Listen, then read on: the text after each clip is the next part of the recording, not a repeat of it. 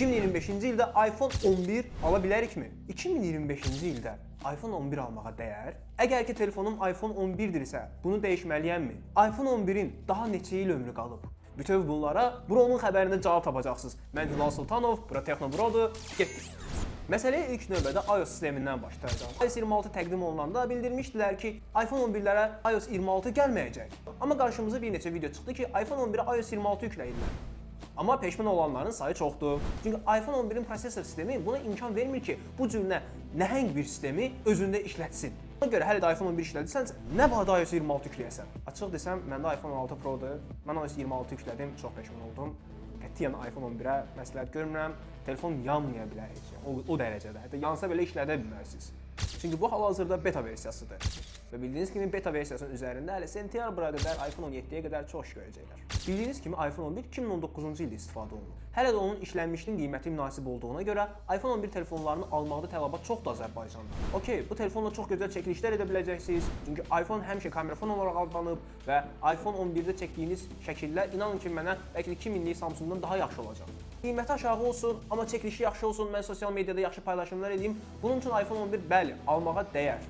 Amma bir şeyi də unutmayın ki, iPhone çox ömrü yoxdur. Mənim düşüncəm budur ki, iPhone 11 iOS 26-nı bir müddət dəstəkləyəcək, hətta tam olaraq bir il daha istifadə edə biləcəksiniz. Amma növbəti il iOS 26 gəldikdə artıq bu telefonla sağollaşmalı olacaqsınız. Çünki prosesor buna əl verməyəcək. Bildiyiniz kimi dövrümüz AI dövrüdür, süni intellekt dövrüdür. Və bu süni intellekt dövründə əməliyyat sistemi o qədər güclüdür ki, artıq telefonlar belə yeni sistemi yükləyəndə dolmalar belə baş verir. Bu da təbii ki, süni intellektlərlə gələn və zənginləşən sistemin gücünün çox olmasıdır. Təbii ki, prosesor zəif və əməliyyat sistemi güclü olduqda, burada artıq telefon deyir ki, qardaş, məndən əl çəkində sağ ol, mən getdim işimlə.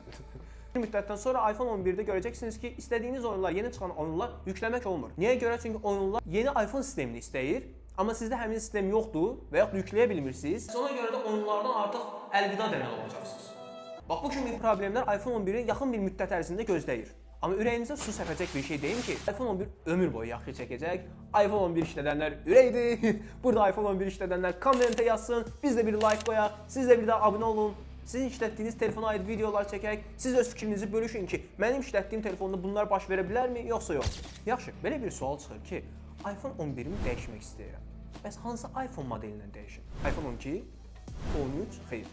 Təbii ki, yox. Mən məsləhət görərdim ki, əgər iPhone 11-i atıb yeni bir iPhone almaq istəyirsinizsə, o zaman minimum iPhone 14 Pro-dan başlayın. Əgər büdcəniz azdırsa, məsləhət edəcəyim ən son budur. Bundan aşağısı heç cür məsləhət edə bilmərəm sizə. iPhone 14 Pro, 15, 15 Pro, 16, 16 Pro modellərini siz rahatlıqla keçə bilərsiniz iPhone 11-dən.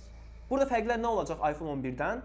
Artıq təbii ki, siz yeni prosesor güclü bir model alanda, 23-ün, 2024-ün, 2025-in telefonunu alanda və bunun bir neçə il ömrü olacaq işlətməyə. Əks halda siz iPhone 11 ilə dolmalara, oyun yükləməməyə, bəzi şeyləri yükləməməyə, hətta mən sizə deyim ki, 2-3 il keçəndən sonra App Store-la da belə sağollaşmalı olacaqsınız. Necə ki, indi iPhone onlar adı var, özü işləmir. Bax, eynən elə olacaq. Neçə proqramları açmır, bəzi proqramlar ki, deyir, mən dəstəkləmirəm. Bax, həmin bir vəziyyətə gəlib düşəcək. Belə, bugünlük bu qədər. Mənim iPhone 11 ilə olan fikirlərim bunlar idi. Sizin fikriniz nədir? Bunların hər birini şərh bölməsində yazın, kanala abunə olun. Mən isə getdim. Sağ olun.